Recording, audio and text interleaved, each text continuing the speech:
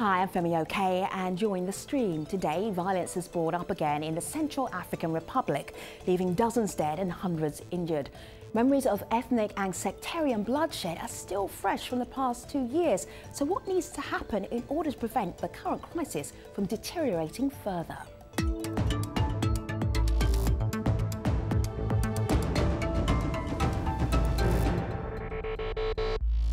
So, unfortunately, every time we revisit the Central African Republic as a topic on the stream, the actual area, the situation, it gets worse.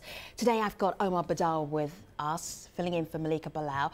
But what are you seeing online right now? We're seeing a lot of frustration for people who don't think that this is getting the attention it deserves, given how big a crisis it is. So we have Juliet over here, who works for the International Rescue Committee. She says international media should not let the car crisis become a forgotten crisis, uses hashtag keep car in the news. Now, this is exactly what we're doing. We're trying to make sure that this gets the attention it deserves. For folks at home, you can tweet in by using the hashtag AJStream, and we'll get to your tweets during the show. Now, with us right here in the studio, we have Fortunate Kingalawa. He's the General Coordinator for SEWA USA. That's an organisation working to help CAR citizens in the diaspora. Fortunate, great to have you with us. We're going to be talking to you, picking your brain in just a moment. Sit tight. Okay. Hi. My name is Chanel. I'm working in the Central African Republic for International Rescue Committee, and I'm in the stream.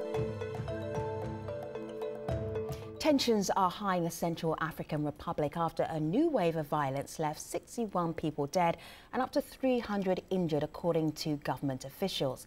Described as the worst in over a year, the violence began when a Muslim taxi driver was found decapitated outside a mosque in the capital, Bangui. Members of the Muslim community then attacked a Christian neighbourhood in a series of deadly clashes. 27,000 people have fled their homes. More than 500 inmates escaped a prison in the chaos, and militia fighters have attacked and looted the offices of international aid organisations. Hundreds of demonstrators marched in response to demand an end to the transitional government, which has delayed elections that were supposed to be held in less than 2 weeks. The protesters also called for the exit of French troops and the reinforcement of the Central African Armed Forces. The CAR has been struggling with an ethnic and sectarian conflict for much of the past 2 years. Thousands have been killed and nearly a quarter of the population has been displaced as a result. So what will it take to prevent the current crisis from getting even worse? To help us talk about this, we're also joined by Louisa Lombard, Assistant Professor of Anthropology at Yale University, and also the co-author of Making Sense of the Central African Republic. Evan Sankmars is an advocacy officer at the Global Centre for the Responsibility to Protect. And Kessie Ekomo-Soigné, she's correspondent at Peace Direct in the capital, Bangui. Good to have you all here. Kessie, let me start with you because you're right there in the Central African Republic. We've been hearing horrific stories of what's going on. How would you explain this week, the atmosphere this week, certainly in Bangui, the capital? So today, thank you so much for receiving me in the show. And so the thing that I can say right now is that the thing that happened because a young taxi motor driver has been killed and his body has been sent to the PK5, where is the main place for the Muslim in Bangui. And this situation created the big crisis that we faced. And so today the situation remains really tense. And mainly in the hotspots. So where you have the PK5, where there's a Muslim, and also where you have the anti-Balaka groups, which are linked mainly to the Christian side. Yeah. So Kessie, when you say tense, how do you describe that tension? How do people behave differently? How do people behave differently? When you say tense, how do you see that as you're walking around Bangui? We are scared because we don't know if tomorrow morning we start to know. There's this kind of tension. There's a lot of circulation of firearms. Right. So there's a lot of looting. And when I said it extends, it means that it's not just between the two groups fighting, but also among the population. People keep moving. There's more and more displaced people. And so we don't know what will happen tomorrow morning. That's the point. Can I just jump in here for a second? Sure, and also Fortuné wants to jump in too, so it's good that Kessie got the conversation started. Go ahead, Louisa.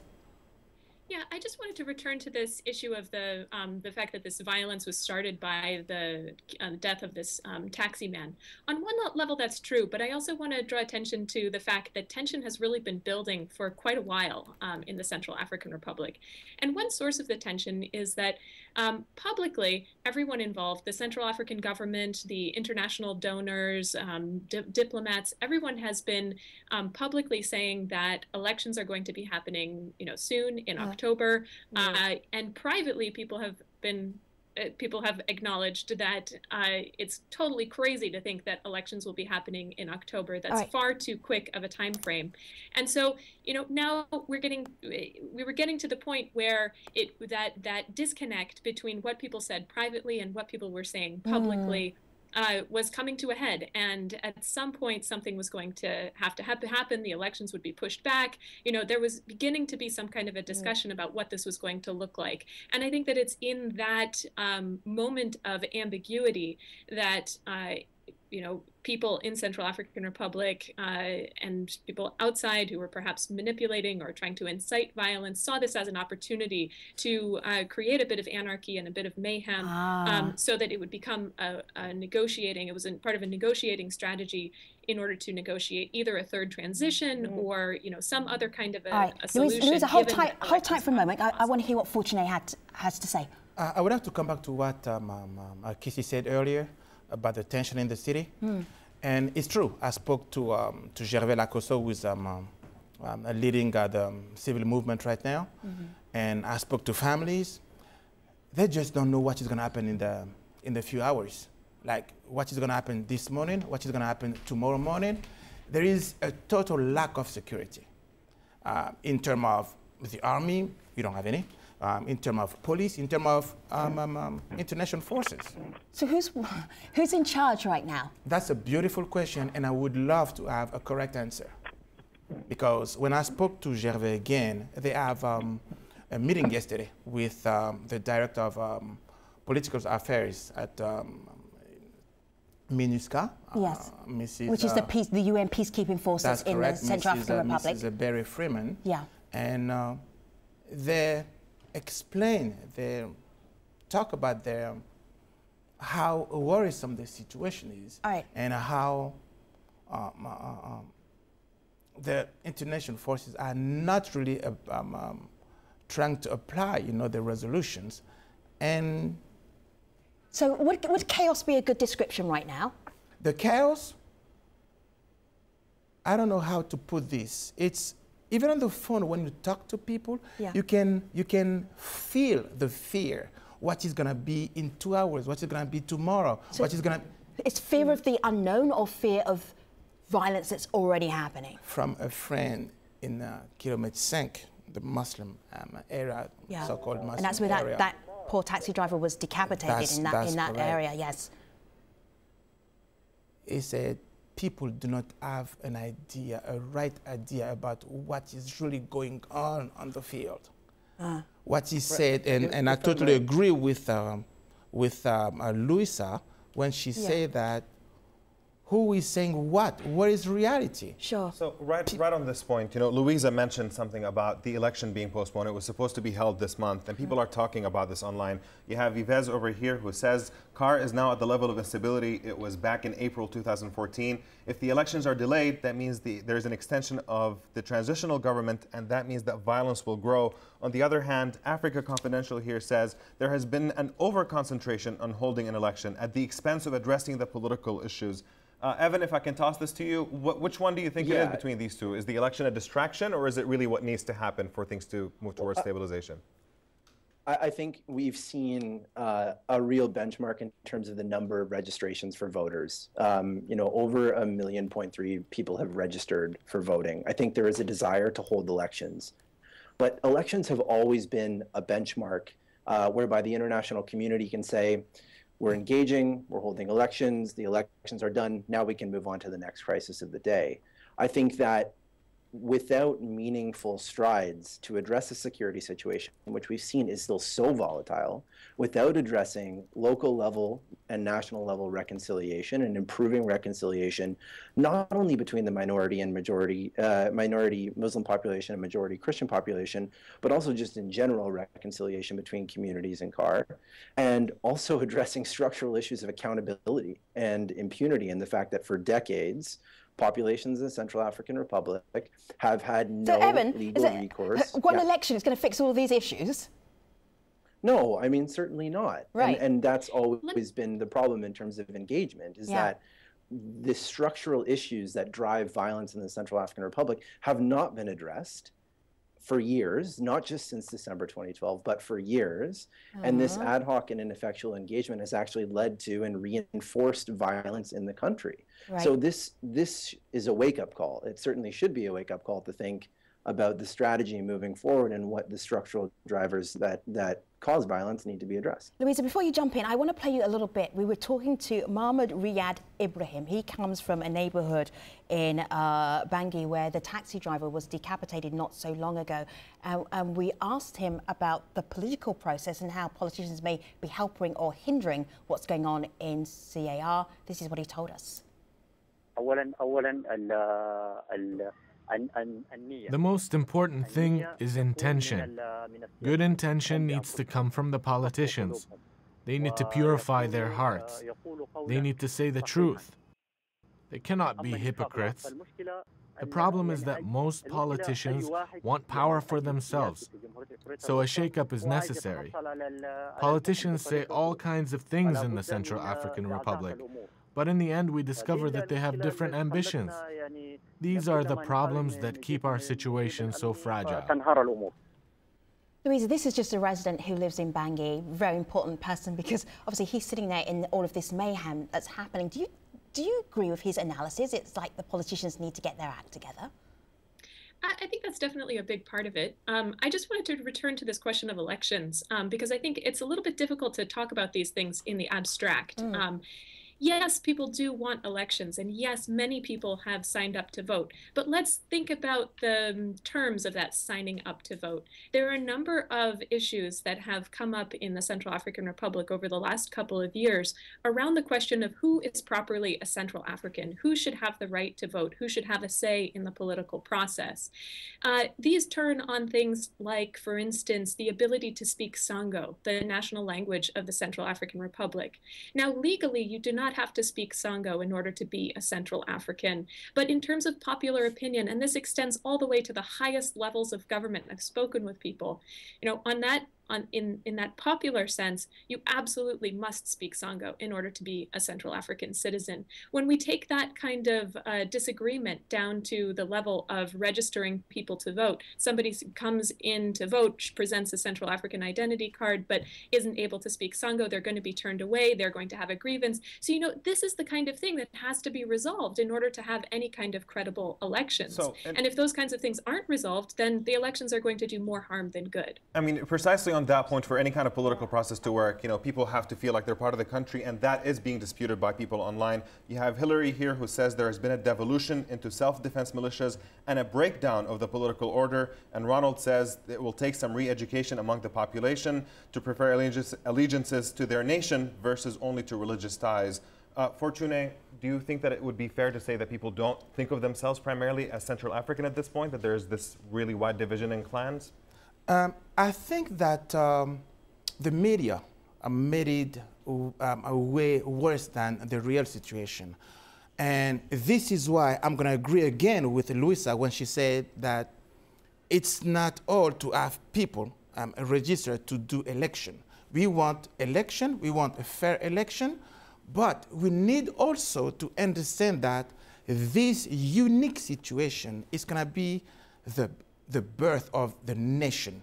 Because with all of those atrocities we went through and we are going through, people really, really want to make peace. When I hear people talking about Muslim, there is no one unified, solidified block of Muslims. There are some, they want to go to peace. We have extremists, same into Anti-Balaka's area. And we don't talk about it. We have to bring this out. We want election, we want fair election, but you need to take the time to educate people. So the elections was supposed to be October the 18th. When do your sources tell you that they will be? Would you please repeat? October the 18th, this month. Elections were supposed to be this month. It's What's not realistic? We need about 18 months at least to do. Oh yes. But yes. will people wait 18 months for an election? People can wait if the government plays its role. People are getting impatient because there is nothing credible from the government. There is nothing credible from the international nations. Kessie, go ahead. Can I jump on what Fortune is saying? Yeah. I think that this issue of election, we have to be careful when we talk about it. To organize this election, it means that we have to get involved all the population. And the fact is that within the country, as I said just before, there's a lot of displaced people within the country. And in some areas, it's just impossible for the group to be part of it. To enter, to go to talk with the population there, because there is a militia around, or also there's difficulties just to have access. The roads are really bad, and all the process of enrollment, they are doing it during the rain season. So it's like it's just practical things. Practical things are also security issues that are basically, giving a problem to the election, and there's also an issue linked to the calendar, to the chronogram that the IME, the election authority, have to give for the organization of the election. So it's three main issues that we are facing now. The chronogram is not really clear somehow. Right. Evan? This is an absolutely crucial point. I mean, we're talking about elections. The end of the transition goes to the end of the year. There have already been 2 transitional governments. There's been a resounding consensus that there should not be a 3rd transition. But we're talking about a situation whereby we still have over 400,000 internally displaced people in the country. We have over 460,000 refugees that have fled the country into neighboring countries. And the security situation is still volatile enough where armed groups can lock down the capital city, can attack civilians, and can cause panic and insecurity in the interior in major cities like Bambari and Cagabandoro. I mean, we're talking about elections, and elections are in fact important, but the situation is still very, very insecure for Central Africans. It's one where MONUSCO and French forces need to uphold their mandate to protect civilians, and that has to be an absolute priority. There's been a lot of questions raised by Catherine Samba-Panza about the mandate of MONUSCO. The mandate is strong. It's about enforcing the mandate. And MONUSCO is doing much of what it can do, but it also requires looking at these armed groups and forcibly disarming those that threaten civilian populations, particularly those in enclaves and IDP sites, because this insecurity cannot persist. If it does, there will not be elections, and there should not be elections. And Catherine Samba-Panza is the interim president. Omar, what do you have for us? We have people who are talking about the international response to this. We actually have a video comment from Iliara, who works with Amnesty International. Let's listen to what she has to say.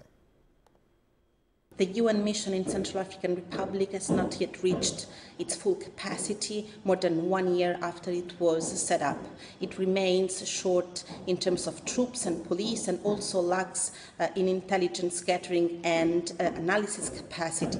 Another very big problem is circulation of weapons in a country where small arms have been used by all sides to the conflict to perpetrate abuses, to kill civilians, to maim civilians, to threaten people.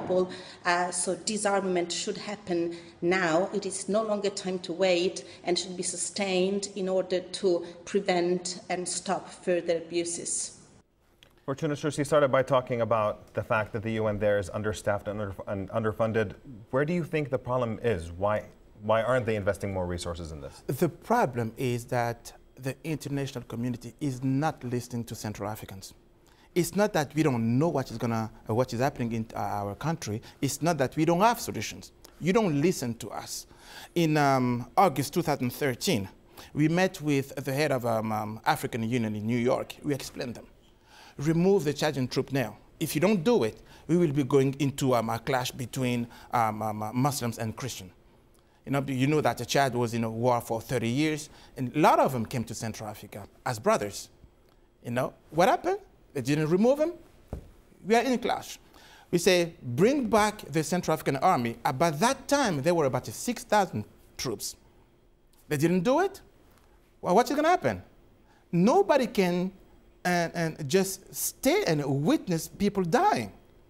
So and this is why... So Central Africans, they can't fix this for themselves? We can do it. Right. We can do it. So why are you asking the UN and why are you asking France? Because we do not have the means to do it. Don't forget that United Nations do not want the Central African to be equipped.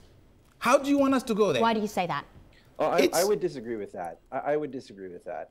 I don't think that it's a general perception among the United Nations that they don't want the Central Africans and the Central African Republic to be equipped to solve this particular crisis and any other crisis that might emerge. There is an embargo. We cannot have... yes, there is an we cannot have arms. Embargo because armed groups were using weapons and conducting attacks against civilian populations. I may disagree with you, and this is why we are in this trouble, because the army is ostracized. The army has also been responsible for perpetrating abuses against civilians. I may disagree again. At the time, there were 6,000 troops, but now, because they were ostracized, some of them went to Seleka, and a lot of them went to Antibalaka, and then we have just what we call Cooper de route. Now, now that I'm talking to you, we have 3,500 troops ready to do the job. Nobody wants to talk to them. Nobody wants to give them access to ammunition to do the work. All right, so fortunately, just give me a pause for a moment. Kessie, what were you trying to say? Yeah, I would like just to add a point on the embargo. I think the recent crisis of last week gave pushed the situation forward. I would just say that now people are more and more talking about the importance to have a national army, and I think international community is also more and more aware of that. All right. And so I think that things will move soon. Because we say that in front of the population, yes, we have the international troops, but we will also need to have national troops to support the work doing by the international one. Because during the recent crisis, we faced the fact that population refused the UN to work or to come in the quarter, for example. Maybe things could be different if we have the national army. All right. So I guess I need to take you to the post show because there's a lot more to talk about. I want to show something, though, to our international audience watching this. I was trawling through Louisa's Twitter page, and Africa Confidential tweeted out, much of the optimism in CAR has evaporated. 3 key issues could decide the country's future. So then they list the 3 key issues. Louisa's comment was, what optimism? Louisa, every time we come back to you, things are getting worse in CAR. Do you feel there's any optimism left with the situation right now? I think it's a very difficult moment in the history of the Central African Republic. With all of these things, I think it's really important to get into some of the specifics, because it's in the specifics that you can see just we're going to do that in the main and we're going to do that in the post show, Louisa. We've got like a minute left, so just give us a closing thought here. A closing thought would just be, I was at a meeting last week at the UN, and people were talking about how Central African gendarmerie and police depots had been looted over the course of the weekend in all of the fighting. And the lesson that seemed to be drawn from this was, so we need to re-equip, we need to, give them more equipment. And that was equipment that they had just received through an aid program, some months ago. And those kinds of stories make me think that maybe what we should really be doing here, of course, there's a need to respond quickly in the face of crisis, but at the same time, there's also a very deep need for us to just stop for a minute and reflect and think about what it is that we're doing, because it seems like, having watched the country for a while now, it seems like we're repeating the same mistakes over and over and expecting different things to happen. Kinga Leloa, they are our guests for this conversation about what's going on in the Central African Republic. How do we get to peace? How do we get to stability? How do we get to the post show? stream.altozero.com. Hopefully see you there. Thanks for watching.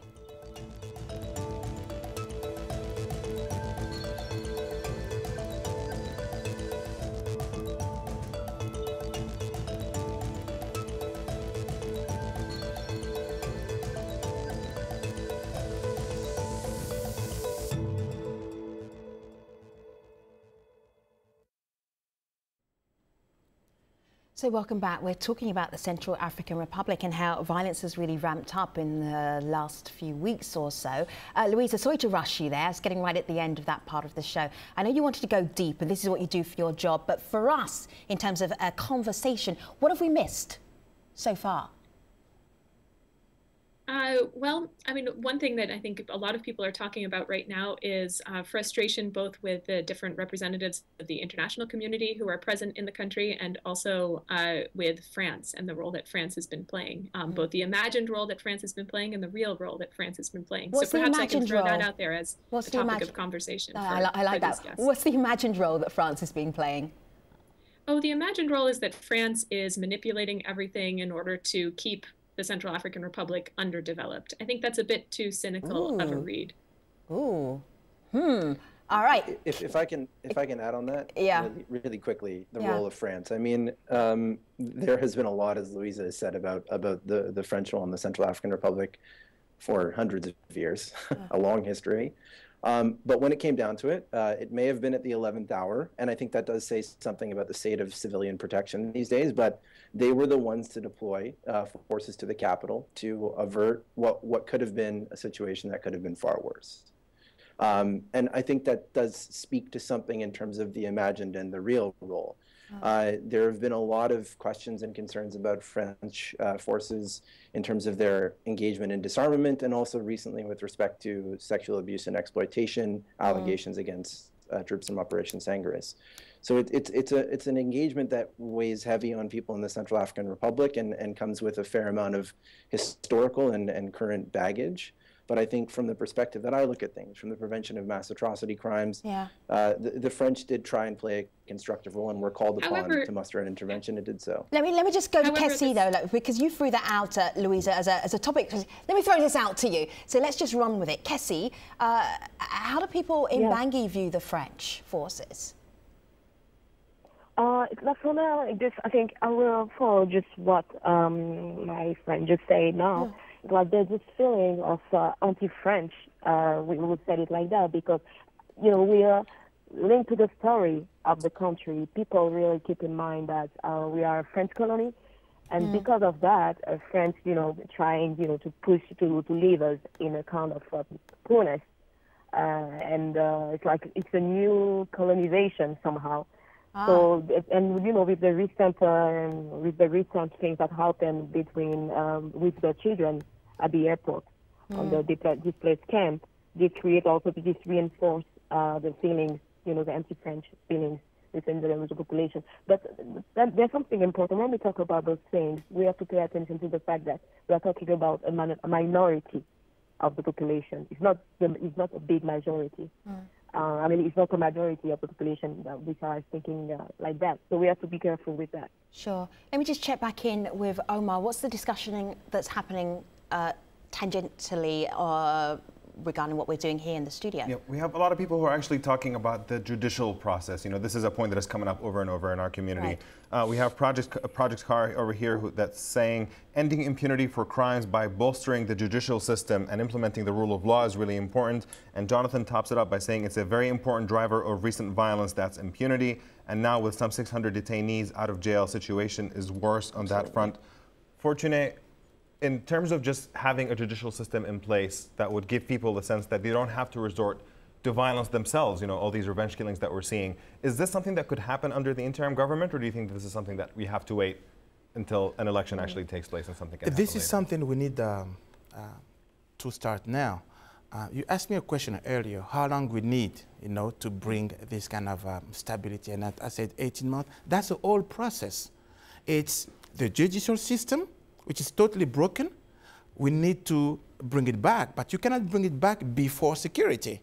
You know, that's why we need to work with, and I disagree again with Evan, that we have to work with the Central African Army and then bring the justice almost in the same time. They shouldn't be mutually exclusive. You know? They should not be mutually exclusive. I'm so sorry, but you said civilians in CAR have been lacking any access or recourse to justice for human rights violations and mass atrocity crimes for decades. This has to be a priority of the international community, building up national justice mechanisms, establishing the Special Criminal Court, and cooperating with the International Criminal Court. I totally agree with you. But you cannot do, they're not exclusive. They have to be. I totally agree with you, but it's just the way you do it that I disagree with.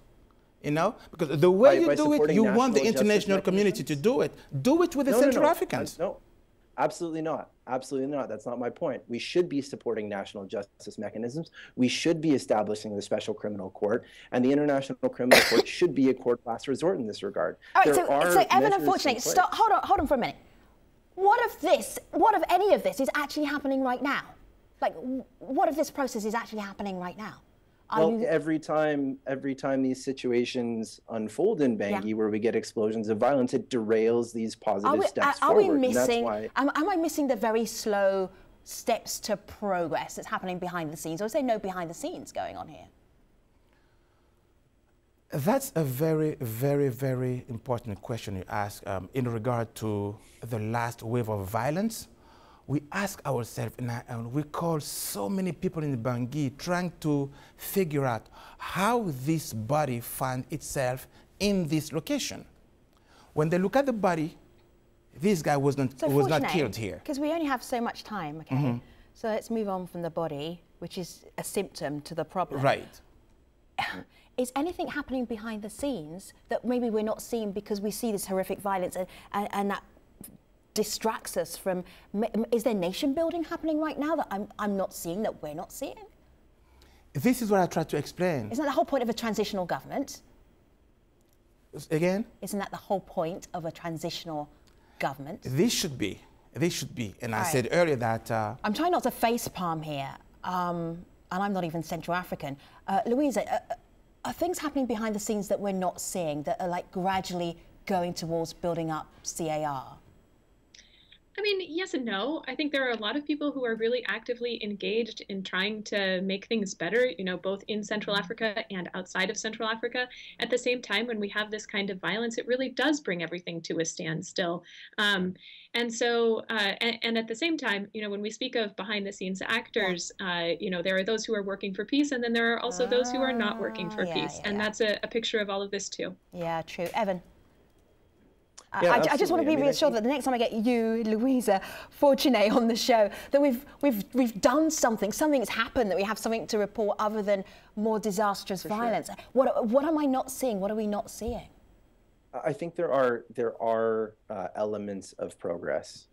But I think, as Louisa says, and I think that, you know, this past week has made so evidently clear, is that without significant gains in making sure that Central Africans feel safe, that they feel secure, that they can not worry about fleeing to the airport or to a displacement site, that those gains will be quickly erased. I mean, there are people behind the scenes that are manipulating violence, including former presidents and political actors and military elites that continue to be involved.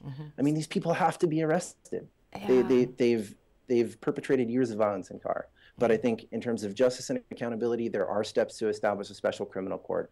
There are promising numbers with respect to elections. I completely take Louise's point about the concerns in terms of voter registration, but that's a sign of tangible progress, I think. And it's not forgetting that as well. It's not forgetting that in these waves of violence. Let me just wrap up with Kessie. Kessie, you started with setting the scene there. If you could give a sense of how much optimism there is, how much hope there is, or is it just pure fear right now in CAR? Where would you fall on that? No, there's, you know, when I said that we are scared, I mean, yes, I mean, the context pushes to be scared, you know. But the point now is that we are not talking, and that's the problem with Central African Republic. We never talk about the good side somehow of the situation. We are not talking about those people working for peace. I'm talking about local peace builders, for example. Yeah, we're guilty of that. For example, when you know, during this recent crisis, because humanitarian was scarce, for example, so they left. Most of them left, and they are not able to work because people destroy their office and all that. But when you go in the quarter, you see local peace builders, you know, trying to figure out how to reconnect, you know, to rebuild the social cohesion between the people, even though we still have tension among the communities, but they are working there. And recently, it was yesterday, on Sunday, Muslims made a march, a peace march, just to say that they want peace. And I think it's also something we need to talk about. Sure. Because it gives us hope, and I think it also helps. It's also a way to advocate for the country, right. Toward the international communities, and also to change the picture that people have of car. Yeah, good. I'm glad I asked you that. Omar? I'll leave you with a couple of thoughts from our community about the sense of neglect people feel online. You have Maimouna over here who says, as far as I'm concerned, there is no response from the international community. And then we have Lorenzo here who says, the country is generally forgotten by the international media. That's very sad, so thank you, Al Jazeera English. Fortunately, Louisa, Evan and Kessie, I wished it was under better circumstances, but thank you so much for helping us understand what's happening in CAR right now. Take care, everybody.